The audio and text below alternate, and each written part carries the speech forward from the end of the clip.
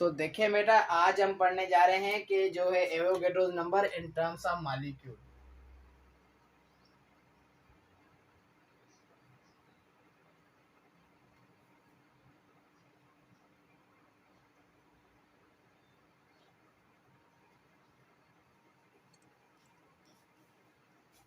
क्या पढ़ने जा रहे हैं? आज हम पढ़ने जा रहे हैं कि Avogadro's number in terms of molecule. अब आप सपोज करें कि हमारे पास जो है 18 ग्राम, एग्जाम्पल ले लें आप। सपोज करें कि हमारे पास 18 ग्राम ऑफ वाटर है। अब किस टर्म में लिख रहे हैं? मॉलिक्यूल के टर्म में लिख रहे हैं। तो कल जो हमने पढ़ा था वो एटम के टर्म में पढ़ा था। आज किसके टर्म में पढ़ रहे हैं? मॉलिक्यूल में टर्म के पढ़ रहे हैं। तो मॉलिक्यूल के टर्म में क्या होगा कि 18 ग्राम ऑफ वाटर, वाटर एक मॉलिक्यूल है जो एटम से बनता है। अब इसमें क्या होगा? 18 ग्राम ऑफ वाटर में क्या होगा? 1 ग्राम मॉलिक्यूल ऑफ वाटर हो सकता है। ओ कह सकते हैं इसे 1 ग्राम मॉलिक्यूल ऑफ वाटर, या ऐसे कह सकते हैं 1 मोल ऑफ वाटर मॉलिक्यूल। अब इसमें हमारे पास जो है Na कितने होंगे, कितने मॉलिक्यूल्स होंगे? तो इसमें हमारे पास होंगे 6.02 into 10 power 23 molecules. 6.02 into 10 power 23 molecule. कल हमने जो पढ़ा था, कल हमने पढ़ा था एटम्स, तो एलिमेंट्स पढ़ा था। तो उसमें हम कह रहे थे कि 6.02 इंटू 10 पावर 23 एटम्स होंगे किसमें? एलिमेंट्स में। अगर हम मॉलिक्यूल पढ़ रहे हैं तो इसमें हम क्या पढ़ेंगे? वाटर के मॉलिक्यूल। तो हम इसमें कहेंगे कि 6.02 इंटू 10 पावर 23 मॉलिक्यूल। चीज़ें बिल्कुल सेम है, मगर क्या है, टर्म का मसला है। वहां पे हम सिर्फ एलिमेंट ले रहे थे तो वहां पे एलिमेंट एक था, इधर एलिमेंट एटम मिलके मॉलिक्यूल बना, तो इसमें इधर मॉलिक्यूल ले रहे हैं, तो इसीलिए हम टर्म क्या ले रहे हैं? मॉलिक्यूल ले रहे हैं। तो ये चीज़ आपको ध्यान में होनी चाहिए। अब हम लेते हैं कि 36 ग्राम ऑफ वाटर। 36 में ग्राम क्या ले रहा हूँ? यहाँ पे मैं लेता हूँ 36 ग्राम ऑफ वाटर, या 36 का मतलब क्या हो गया? हमने इसके ग्राम क्या कर दिए? डबल कर दिए। अगर ग्राम डबल कर दिए तो मोल क्या हो जाएंगे? डबल हो जाएंगे। 2 ग्राम मॉलिक्यूल ऑफ वाटर हो सकते हैं, या 2 मोल ऑफ वाटर। अब 2 मोल ऑफ वाटर हमने लिया, तो आपको कल भी मैंने बताया कि इसका रिलेशनशिप ग्राम के साथ नहीं होता, किसके साथ होता है? मोल के साथ होता है। तो अब क्या करेंगे? 2 को इसके साथ मल्टीप्लाई करेंगे, 2Na हम लिख सकते हैं। अब जब इसको मल्टीप्लाई करेंगे तो हमारे पास जवाब क्या आएगा? हमारे पास जवाब आएगा 2 इंटू, इसे हम ऐसे भी लिख सकते हैं 2 इंटू 6.02 इंटू 10 पावर 23 लिख सकते हैं, या 2 इंटू Na भी लिख सकते हैं। अगर जब हम इसको मल्टीप्लाई करेंगे तो हमारे पास जवाब क्या आएगा? जब मैंने इसको क्या किया? मल्टीप्लाई किया, तो हमारे पास जवाब आया 12.04 इंटू 10 पावर 23। ऐसे भी आप इसको लिख सकते हैं, या ऐसे हम जो है दूसरे तरीके से भी सॉल्व करते हैं, जो पावर के तरीके से, जो ने जिसको मैंने आपको कल के लेक्चर में भी समझाया कि पावर। अब इसको हम ऐसे भी लिख सकते हैं 1.204 इंटू 10 पावर 24 मॉलिक्यूल्स। तो आपको आप इसे ऐसे भी लिख सकते हैं। तो ये 3-4 तरीके हैं, ऐसे भी आप लिख सकते हैं, कोई मसला नहीं। तो ये हम क्या पढ़ रहे हैं? In term of molecule. अब आप सपोज करें हम मॉलिक्यूल लेते हैं 180 ग्राम ऑफ ग्लूकोज। हम ले रहे हैं 180 ग्राम ऑफ ग्लूकोज, या ले रहे हैं 1 ग्राम और 1 gram molecule, 1 gram molecule of C6H12O6। Glucose का फार्मूला ये। या हम ले रहे हैं 1 मोल ऑफ C6H12O6। तो इसमें कितने होंगे? इसमें भी 6.02 इंटू 10 पावर 23 हमारे पास मॉलिक्यूल्स होंगे। इसमें भी कितने होंगे? इसमें भी हमारे पास 6.02 इंटू 10 पावर 23 मॉलिक्यूल्स होंगे, क्योंकि इसके पास 1 मोल है। अगर इसका डबल मोल लेते हैं तो हमारे पास वैल्यू चेंज हो जाएगी। तो वैल्यू बिल्कुल फिक्स्ड है, कोई वैल्यू नहीं। अगर 1 मोल लेते हैं तो 6.02 लेंगे। अगर हम 2 मोल ले रहे हैं तो उसका डबल, 2 से मल्टीप्लाई। 3 मोल ले रहे हैं तो उसका मल्टीप्लाई। अब हम लेते हैं सक्रोज का एग्जाम्पल। जैसे हम देखें 342 यहाँ पे मैं ले रहा हूँ 342 ग्राम ऑफ सक्रोज, या मैं ले रहा हूं यहाँ पे 1 ग्राम मॉलिक्यूल ऑफ सक्रोज का फार्मूला क्या है, सक्रोज का फार्मूला क्या है बेटा, सक्रोज का फार्मूला C12H22O11, C12H22O11, या हम ले सकते हैं 1 मोल ऑफ C12H22O11। तो इसमें भी 6.02 ही होंगे। तो ये मॉलिक्यूल्स के टर्म में। अब आपका दूसरा एग्जांपल ले रहा हूँ, यहाँ पे मैं क्या कर रहा हूँ, इसके बीच में जो है पॉइंट दे रहा हूँ, तो वो देखें कैसे। अब हम लेते हैं 34.2 ग्राम, सॉरी 34.2 ग्राम ऑफ सक्रोज।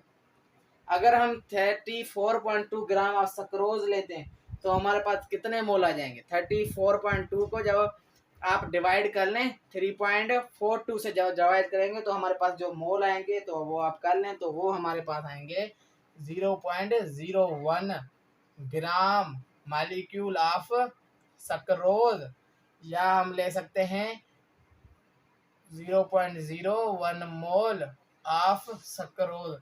तो अब अगर हमारे पास क्या आ गया 0.01 आ गए। अब इसको हम कैसे, इसकी वैल्यू, अब इसको हम मल्टीप्लाई करेंगे किसके साथ, 6.02 के साथ।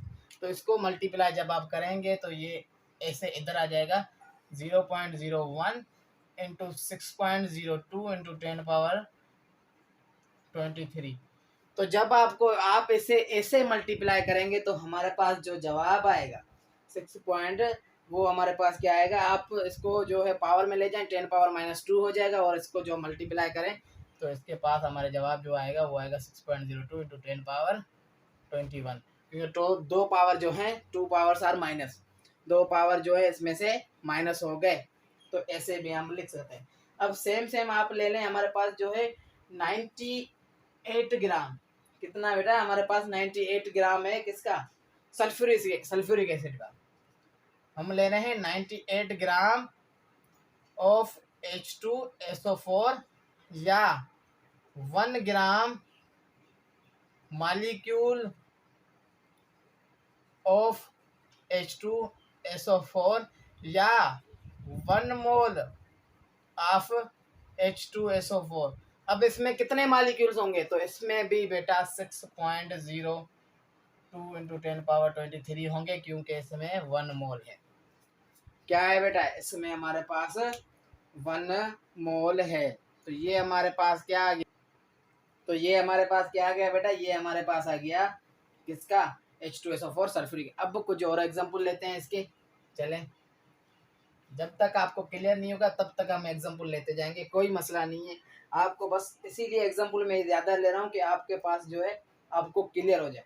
अब हम लेते हैं 32 ग्राम ऑफ ऑक्सीजन गैस, या अब 32 ग्राम हमने लिए ऑक्सीजन गैस के, या मैं ले सकता हूँ 1 gram of oxygen molecule of oxygen लिख सकते हैं, या ऑक्सीजन मॉलिक्यूल कोई मसला नहीं है, या 1 मोल ऑफ ऑक्सीजन गैस। तो इसमें भी बेटा 6.02 इंटू 10⁻23 मॉलिक्यूल्स ही होंगे, कोई भी चेंजिंग नहीं होगी, क्योंकि ये 1 मोल है, 1 मोल है। तो अगर आप क्या ले सकते हैं, अगर आप हमारे पास क्या लेते हैं, क्या ले रहे हैं बेटा, नाइट्रोजन गैस। अगर हम 28 gram of N2 nitrogen gas, या 1 ग्राम ऑफ नाइट्रोजन मॉलिक्यूल, या 1 मोल ऑफ N2 ले सकते हैं, तो उसमें भी 6.02 इंटू 10⁻23 होंगे। तो ये हमारे पास है एग्जाम्पल। अब हम आते हैं इनका जनरल फार्मूला, क्या इन टर्म्स ऑफ मॉलिक्यूल्स में इसका जनरल फार्मूला होता है, वो क्या होता है। तो फार्मूला इसका होगा, फॉर्मूला क्या होगा इसका, फार्मूला होगा नंबर ऑफ मॉलिक्यूल्स। क्या बेटा, नंबर ऑफ मॉलिक्यूल्स। अब आगे हमारे पास क्या है, नंबर ऑफ, अब इसको क्या करेंगे हम मल्टीप्लाई करेंगे, नंबर ऑफ मॉलिक्यूल्स का फार्मूला होगा मोल मल्टीप्लाई बाय Na। Na का मतलब क्या है, एवोगैड्रो नंबर है, अभी तक याद नहीं हुआ तो मेरा मसला नहीं है, आप याद कर लें, Na इसका शॉर्ट फॉर्म है। तो अब आप देखें कि हम जो है एक वैल्यू ले रहे हैं, सपोज करें कि मेरे पास 10⁻³ मोल है। अब इसको मल्टीप्लाई करना है Na से 6.02 इंटू 10⁻23 ले रहा हूँ मैं। अब 6.02 से 10⁻23 ले रहा हूँ मैं। तो आप क्या करें, इसको जब आप इसको मल्टीप्लाई, अब इसका जो फार्मूला, सॉरी इसका यूनिट जो होगा ना Na का इन टर्म्स ऑफ देयर, तो इसका होगा molecule divide by mole, molecule पर मोल या मॉलिक्यूल पर मोल आप इसे कहते। अब ये क्या होगा, ये मोल मोल आपस में कट जाएंगे। अब 10⁻23 10⁻³ से गया, तो इसका जो जवाब आएगा वो आएगा 6.02 इंटू 10⁻20 मॉलिक्यूल्स। तो इतने मॉलिक्यूल्स होंगे। तो ये एक सिंपल मैथ होती है जो आप कर लें, बिल्कुल इजी। अब आप ले लें, अब मैं एक दूसरा जो है क्वेश्चन करवा रहा हूँ आपको, देखें। तो सपोज करें, ये एक क्वेश्चन हम दूसरा लेते हैं। तो सपोज करें कि calculate the number of molecules in 9 gram of glucose. Calculate क्या बेटा, the number of molecules in 9 gram of C6H12O6। अब इसको सोल्व करें, आपके पास ग्राम दिए हुए, सेम फार्मूला लगेगा, कोई मसला नहीं है। नंबर ऑफ फार्मूला लगेगा, नंबर ऑफ मॉलिक्यूल्स का सेम वैल्यू। मोल की जगह पे सिर्फ आपको एक नई चीज़ लगानी है, और गिवन मास लगा सकते हैं, या अगर मॉलिक्यूल्स के टर्म में तो यहाँ पे हम लगाएंगे मास ऑफ सब्सटेंस या गिवन मास कह सकते हैं। इधर हम लगाएंगे मास ऑफ सब्सटेंस, क्योंकि मॉलिक्यूल के मैं टर्म में ले रहा हूँ, divide by molar mass multiply by Na। अब मास ऑफ सब्सटेंस हमारे पास क्या किया हुआ है, गिवन मास है तो 9। अब किसका दिया हुआ है 6, ग्लूकोज का आप निकाल लें 180 होगा। तो ये जो ग्लूकोज का ऐसे ऐसे सक्रोज का मास होता है, या ये जिसके भी मास, ये कॉमन जब हम एग्जांपल में यूज़ कर रहे हैं तो ये आपको याद होने चाहिए। अब अगर आपके पास 1 मिनट का जब MCQ आता है तो उसमें आप मास निकालेंगे, तो उसमें हम मल्टीप्लिकेशन करेंगे, उसमें आपको 1 मिनट चला जाएगा। तो ये चीज़ें आपको क्लेमिंग करनी होंगी। तो अब 9 को 180 से जब आप मल्टीप्लाई करेंगे तो इसका होगा ग्राम पर मोल। अब ये देखिए, ग्राम और मोल, ग्राम में गया, मोल बचा। 9 को 80 पे लगा तो 1/2, तो ये हो गया 1/20 मोल। तो ऐसे भी आ सकता है, 1/20 मोल भी आ सकता है, ऐसे आप लिख सकते हैं 1। अब जब आप सिर्फ 9 को जब 18 से जब डिवाइड करते हैं, 9/18 तो 0.5 लिखते हैं। तो जब 118 के साथ में अगर आप 0 देख रहे हैं तो ये इसका जवाब 0.5 है, तो उसको सिर्फ आप सिंपल ये करें कि 0.05 लिखते हैं, तो ये भी मोल्स आ जाएंगे। अब इसको मल्टीप्लाई करें 6.02 इंटू 10⁻23। ऐसे भी लिखा आ सकता है, ऐसे भी आपको पास जो है आंसर आ सकता है, ऐसे भी आपके पास आंसर आ सकता है 0.05 इंटू Na। ऐसे भी आपके पास जो है आंसर आ सकता है, या आपके पास आंसर ये भी आ सकता है क्या, या आपके पास आंसर ये भी आ सकता है 5 इंटू 10⁻−2 Na मल्टीप्लाई। तो ये भी आपके पास बेटा आंसर आ सकता है, या आपके पास ये भी आंसर आ सकता है 3.01 इंटू 10⁻22 मॉलिक्यूल्स। तो बेटा ऐसे भी आपके पास आंसर आ सकता है, कोई भी मुश्किलात नहीं है। ऐसे भी आपके पास आंसर बिल्कुल आ सकता है, बिल्कुल इजी है। कोई भी इसमें जो ऐसी चीज़ नहीं है जो आपको नहीं आती हो, बिल्कुल इजी है। अब इन टर्म्स ऑफ हमारे पास क्या हो गया, हमारे पास हो गया इन टर्म्स ऑफ मॉलिक्यूल्स। अब आते हैं इन टर्म्स ऑफ आयंस। ये मॉलिक्यूल जैसे फार्मूले, अब इन टर्म्स ऑफ आयंस पे आते हैं, देखें आप।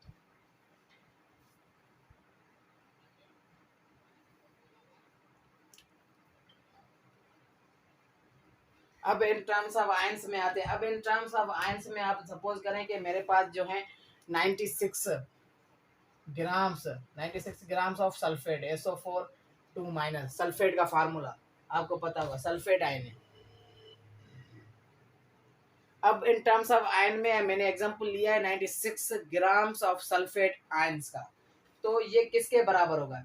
ये होगा 1 gram ion of SO4, 1 gram ion of SO4 minus 2, या ऐसे आप लिख सकते हैं 1 mole ion, 1 mole of SO4 2 minus ion.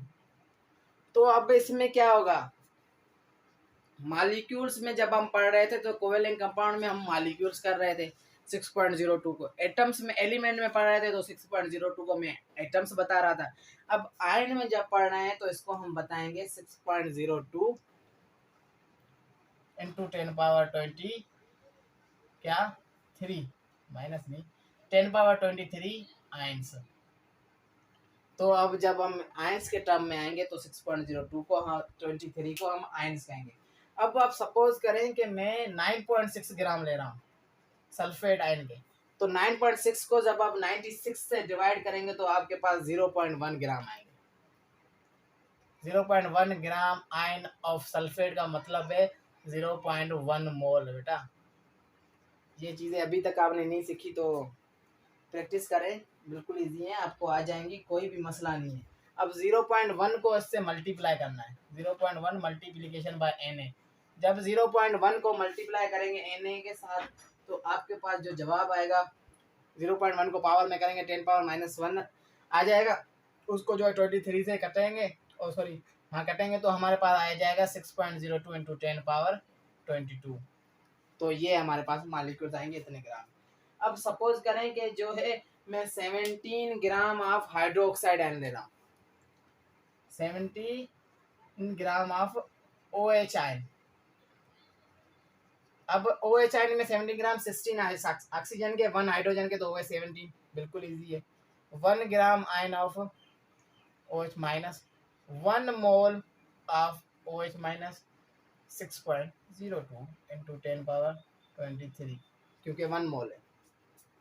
अगर सपोज करें कार्बोनेट आयन के, कार्बोनेट आयन में 16 ग्राम होते हैं 60 ग्राम होते हैं, ये चीज़ें आपको याद करनी पड़ेंगी। तो कार्बोनेट आयन है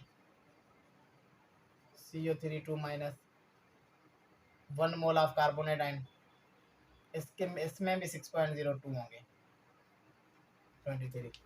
जब भी 1 मोल आप देखें किसी भी कंपाउंड में तो उसके पास अगर आयन है तो 6.02 इंटू 10 पावर 23 आयन्स लगा दें, अगर मॉलिक्यूल्स हैं तो मॉलिक्यूल्स लगा दें, अगर एलिमेंट्स हैं तो एटम्स लगा दें, और कोई भी इसमें जो है इतनी ज़्यादा मुश्किलात वाली बात नहीं है।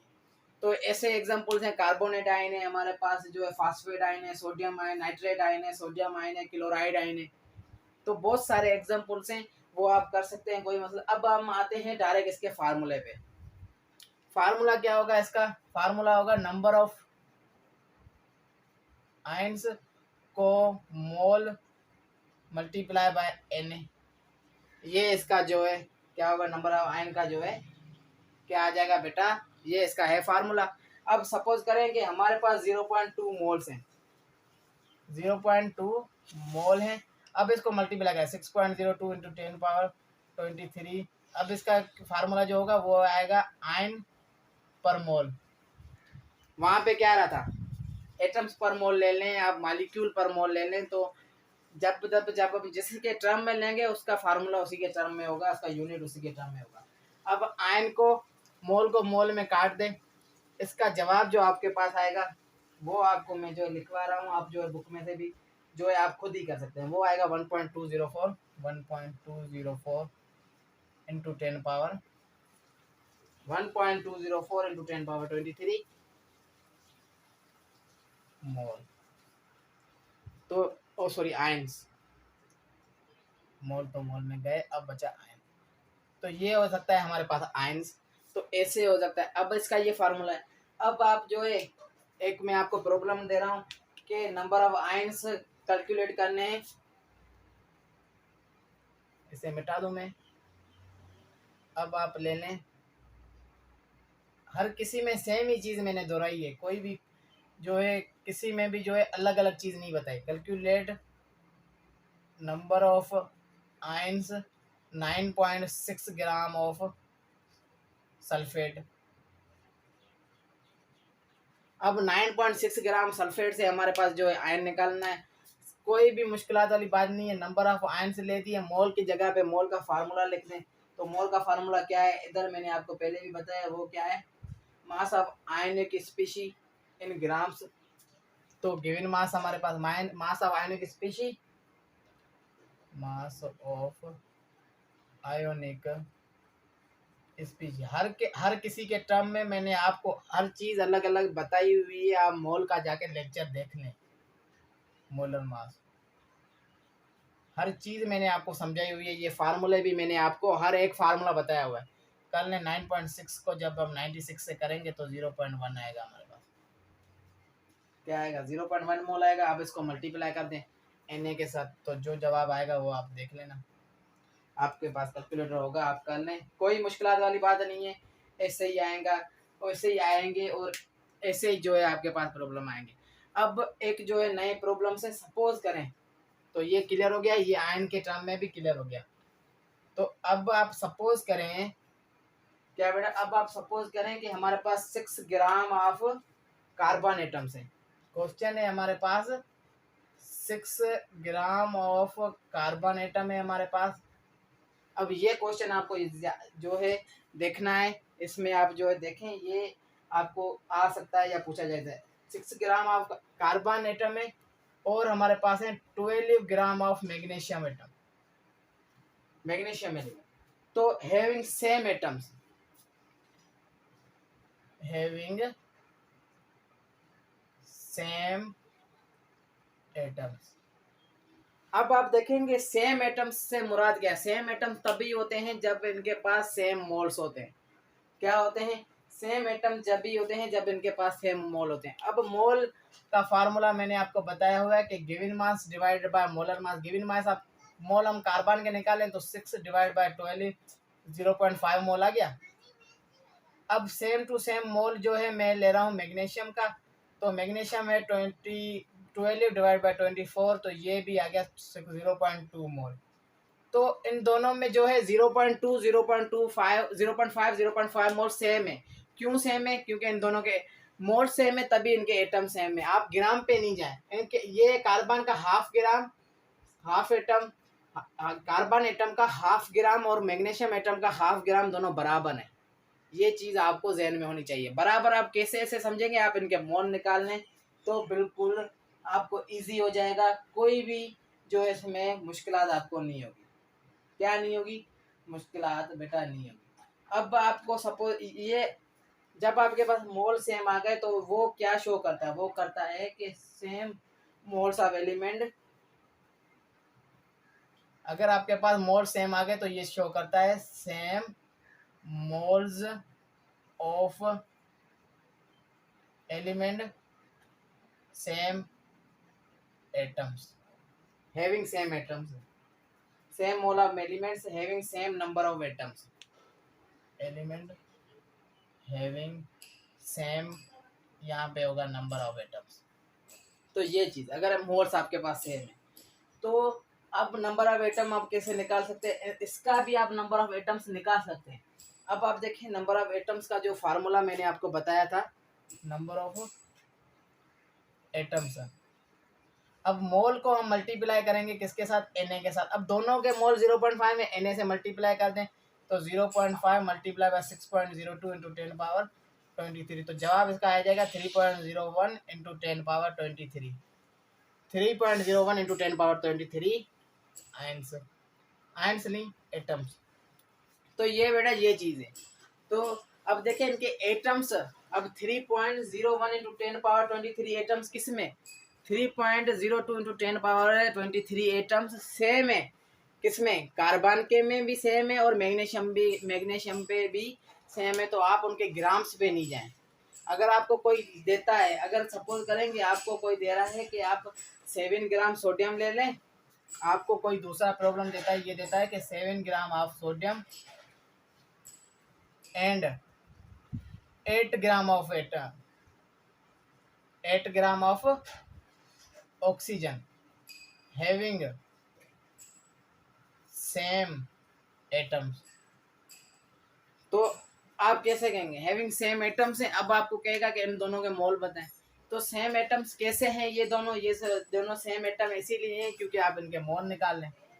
अब जब आप मोल ऑफ सोडियम और मोल ऑफ जब आप ऑक्सीजन निकालेंगे तो आपको पता चल जाएगा। सोडियम का क्या है, सोडियम का 7 divide by 14 0.5, oxygen 8 divide by 16 0.5, दोनों के मोल सेम है। तो मैं इसीलिए वही चीज आपको समझा रहा था कि पार्टिकल का रिलेशनशिप डायरेक्ट किसके साथ है, मोल के साथ है, ग्राम के साथ नहीं है।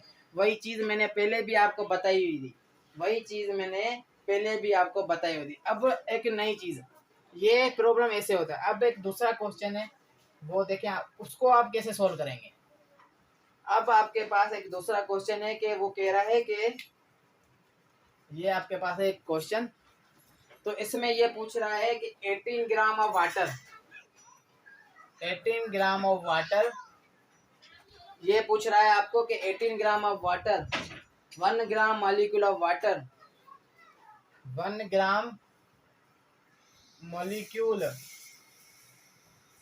ऑफ वाटर या 1 मोल ऑफ वाटर बराबर होगा 6.02 इंटू 10⁻23 के।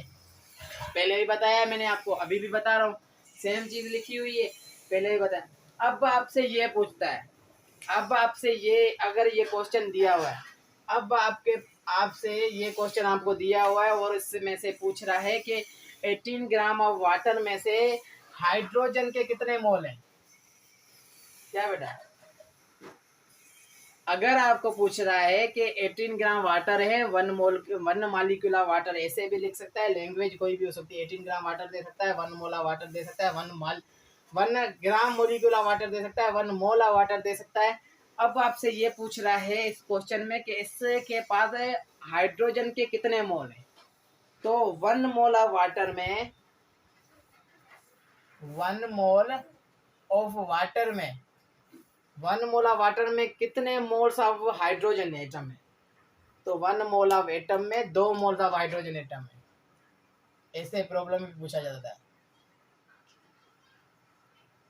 ऐसे प्रॉब्लम भी आ सकते हैं। ये बिल्कुल इजी है क्योंकि वाटर जो है एटम से मिलके बना हुआ है, मॉलिक्यूल है, तो मॉलिक्यूल एटम से बना हुआ। अब एक हम हाइड्रोजन का एटम लेते हैं जब 1.008 ग्राम लेते हैं, आपको पता है जब 1.008 ग्राम लेते हैं तो हम कहते हैं कि ये एक मोल है। तो जब आप 1.008 ग्राम, अब इसके 2 ग्राम आप लेते हैं क्योंकि ये 2 हाइड्रोजन एटम थे, और 16 ग्राम किसके, ऑक्सीजन के लेते हैं, तभी आप 18 ग्राम बनाते हैं। तो इसमें 2 मोल्स होते हैं हाइड्रोजन। अब यही पूछ रहा है, सेम ही सेम प्रॉब्लम है। अब ये कह रहा है कि आपको वाटर में 1 mole of water, 1 mole of water में कितने मोल्स ऑफ ऑक्सीजन है। तो 1 मोल ऑफ वाटर में 1 मोल ऑफ ऑक्सीजन एटम है। तो ये चीज आपको याद होनी चाहिए। अगर आपको एक तीसरा क्वेश्चन दे रहा है, आपको तीसरा क्वेश्चन देता है कि 1 मोल ऑफ वाटर में कितने moles of hydrogen atoms and oxygen atoms होंगे, टोटल हाउ मेनी मोल्स। अगर आपको पूछ रहा है सपोज कर रहा है, ये क्वेश्चन दिया हुआ है कि 18 ग्राम्स ऑफ वाटर है। अब आप ये हमें बताएं कि इसमें कितने मोल्स ऑफ हाइड्रोजन और ऑक्सीजन के होंगे, या टोटल मोल्स इसमें कितने होंगे। तो टोटल मोल्स इसमें होंगे 3, 2 मोल्स वाटर के, 1 मोल्स हमारे पास होगा हाइड्रोजन का। तो ये ऐसे भी पूछ सकते हैं, ऐसे भी क्वेश्चन होते हैं। अब इंशाल्लाह दूसरे लेक्चर में हम ऐसे ही क्वेश्चन की प्रैक्टिस करेंगे और मिलेंगे अब दूसरे लेक्चर में इंशाल्लाह।